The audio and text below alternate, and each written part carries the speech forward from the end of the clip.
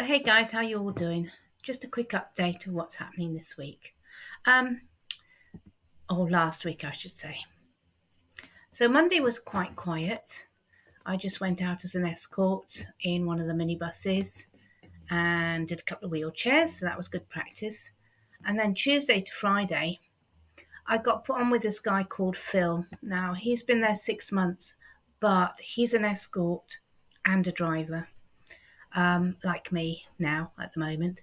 And I think that's the way they're trying to work it actually. I think they want the people to be both escorts and drivers. It works quite well. It did for us.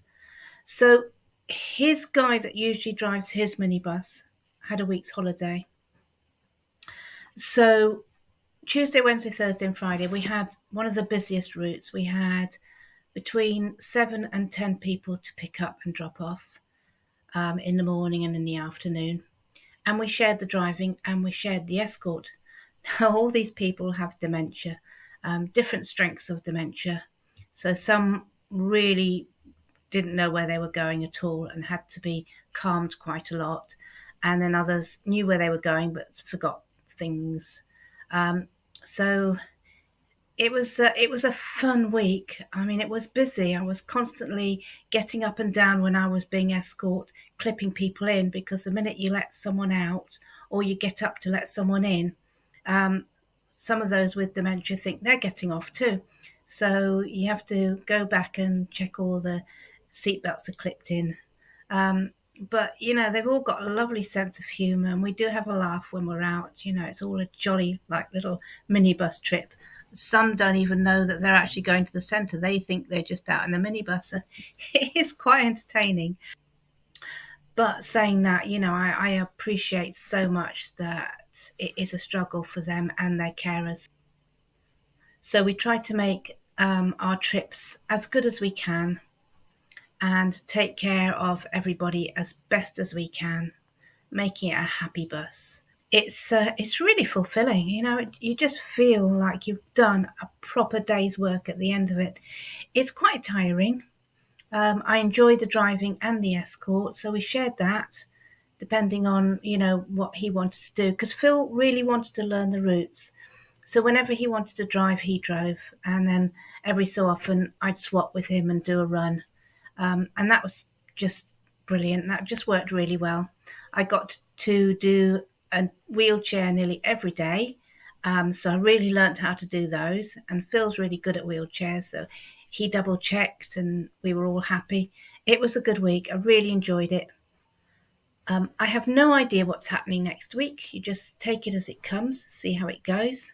So I've just done a little video of things that also have happened to me this week. So the washing machine has broken down at home, and this means that we've waited over a week. Nobody's turned up to repair. And I've got all the people in the rooms to email, but they've backward and forwarded with the Chinese guy because he's quite daring. He just phones them up and gives them earache. I haven't really got the time to do that, but he does that. So he's got a bit further with them. He's managed to tell them what type of washing machine it is and what's wrong with it. It's the locking mechanism. So basically, it got filled full of water. So I emptied the filter because I've done that so many times now. But when we came to open it, it finished the whole cycle and everything. But when we came to open it, I don't know whether someone earlier had been trying to get in when it hadn't finished because the water hadn't all gone. But anyway, the locking mechanism is broken, so we're waiting for them to come along and fix that. So I had to go to the laundrette, which I did Friday night straight after work, get it done. So I was in the laundrette from about 8 till 9, got that done, did my ironing at the weekend. I've done a little bit more packing in the sitting room, sorting out what's coming with me, what's not. So it's been a busy week, and I've had a busy weekend as well. So that's my week so far, and I will catch you guys hopefully at the end of next weekend. See you all soon. Have a good week. I forgot to tell you about the Buy Me a Coffee. So basically, I've made the decision that I am not going to switch on my Buy Me a Coffee until I've bought the van. And the reason being is, if people donate money to me to help me get my van, then if I get the wrong van and people are unhappy, it's going to cause a lot of friction, I think. What I'm going to do is I'm going to save up for my van, and when I buy the van, it will be my responsibility whether it's a good or a bad van, you know. So if I buy a van and it falls apart and the engine goes or something terrible, there's nobody else to blame but me. The first thing I want to do is get the van. Once I've got the van, then I will switch on the buy me a cup of coffee, whatever it's called, buy me a coffee.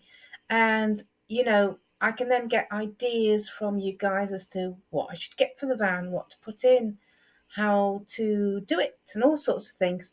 So that will be really important and that will be really helpful. So that's my reasoning behind why I've not switched on buy me a coffee. I'll get the van first, and then once I've got the van, um, I will switch on my buy me a coffee, and then we can look at what needs to go in that van, which will be really exciting too. All the bits and bobs and all the work that's going to need to be done. It's going to be really fun. Okay, guys, just wanted to clear that up. Catch you soon.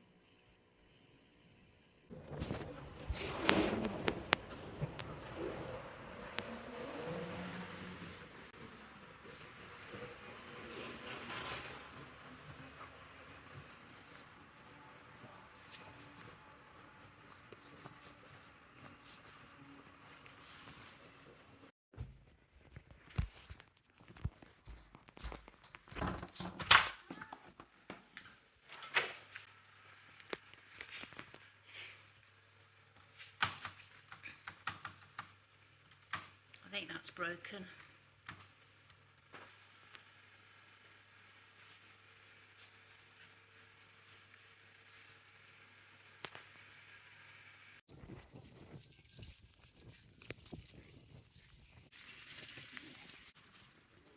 Heading up down there.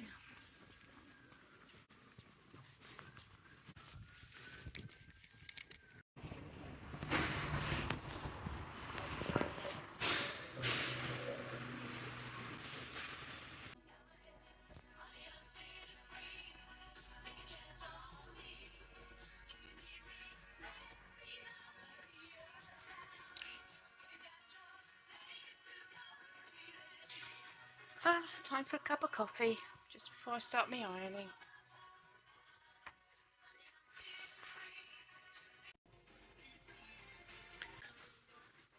Are there any clothes that I go out in? No, because we all know I don't go out. So all this side is my work clothes for my minibus driving. All this side is for my nightclubs. So black, black, black, good trousers, black shirt, white shirt if needed. And then, sorry, this last bit is for my Indeed Flex. So if I've got to go and do any cleaning or KP, I've got some black t-shirts and some cargo pants ready to go. So yeah, prepared for next week, whatever it may bring.